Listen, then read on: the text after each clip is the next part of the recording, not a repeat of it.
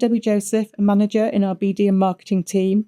I'm delighted to be here today with our 5th interview in our new podcast series, Leading Her Way. It celebrates and showcases the journeys and achievements of some of our female leaders at Crowe and highlights the projects being led by our Women's Empowerment Programme. I'd like to introduce you to my colleague Katie Paul, a director in our corporate audit team, who I've worked with for many years. Thanks, Deb. It's lovely to be here. So firstly, can I ask you why our Women's Empowerment Programme is so important to you in the firm? The Women's Empowerment Programme is key for Crowe because it's empowering the women who work for us, ensuring that everybody, regardless of their background or gender, has an opportunity to have a voice and has an opportunity to succeed in their careers. So they've brought in a framework with support and policies and things to enable that to happen. We know there's underrepresentation of females at senior leadership levels across the world, and it's important for me personally to see that Crowe are looking to do something about that and to address that imbalance. It's increasingly important for people looking at jobs or companies that they want to work for that these things are being addressed. So, what's the maternity policy? What's the flexible working policy? Are we showing to the world that we are dealing with these things and that is having an impact on our people? And I think that's really important to me and people outside looking in to potentially come to join us. You raised some really good points there, Katie.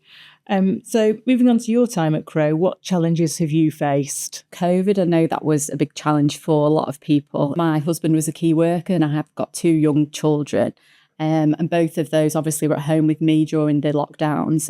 So I had, my full job that I had to do and also homeschool 2 boys who didn't really want to be homeschooled at all. It was just really difficult and I had to sort of try and juggle everything and seek support from the leaders in Manchester to sort of ask them, how can I do this? How can I possibly carry on as I am without affecting my mental health, without affecting the work that I'm trying to do. And that was where the Women's Empowerment Programmes work that they did on the agile working, flexible working was so helpful because it meant that I could juggle my time. I could do work early in the morning, do work in the evenings. And it just showed me the change and the impact the Women's Empowerment Programmes had on me personally during that time. And additionally, just to mention as well, sort of the return to work. So I had my first son a while ago, pre-COVID, pre sort of changes and probably pre the start of the Women's Empowerment. And my second son, after a lot of the Women's Empowerment Programmes have come into play.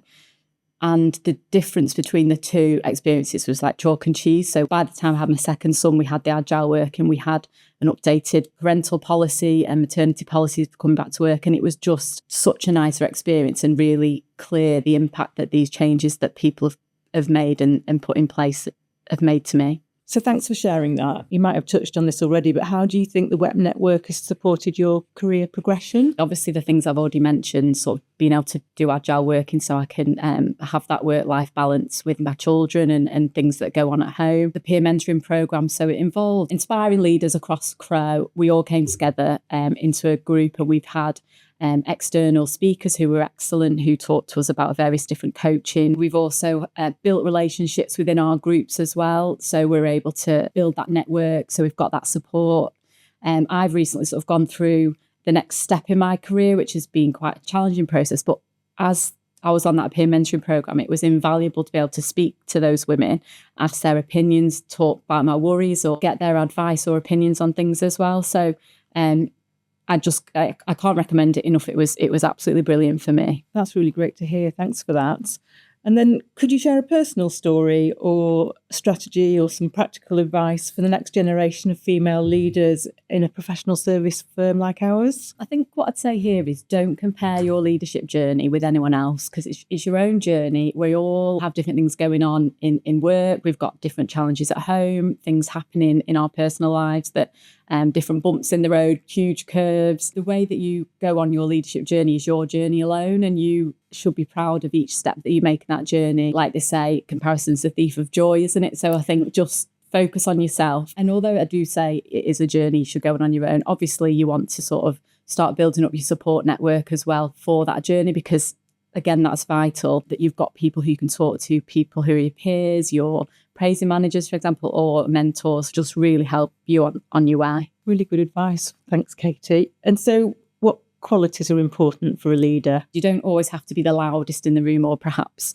the person who's the most dominant character to be the best leader. Quiet leadership is really important as well. Leading by example, ensuring that you've got compassion and empathy for your employees, and ensuring when you're making those decisions that affect people that you're being mindful about how it impacts them. But it's also important to listen to what people are saying to you as well and have an open mind, because again, people bring a lot of information, a lot of different views and thoughts and reasoning to processes and decisions that can be really helpful. That's really interesting. Thank you. In the last interview, Phoebe left this question for you.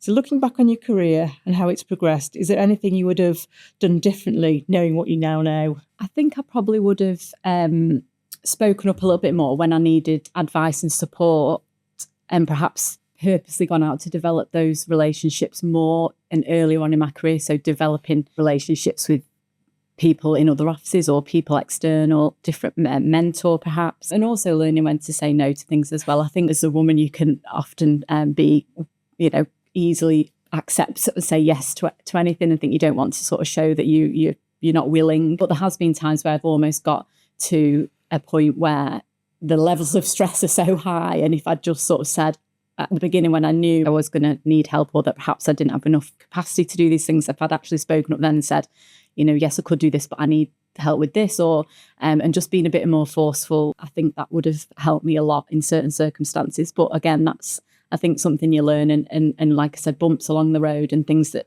maybe don't necessarily go well, you learn, you build resilience from that, and that's how you build your strengths and you learn from things. I think that's brilliant advice. So what question would you like to leave for the next guest? So I'd like to ask, how do we get younger members of the Crowe team to get involved in women's empowerment? I think something that we struggle with sometimes, to get them to see how it relates to them. So that'll be my question for the next interviewee. Great question. I'll make sure we pass that on. So that's all we've got time for today. So thanks for joining us, Katie. Thanks, Debbie. It's been really good talking to you today. Thanks to everyone for watching, and I hope you'll join us for the next interview in this series of Leading Her Way.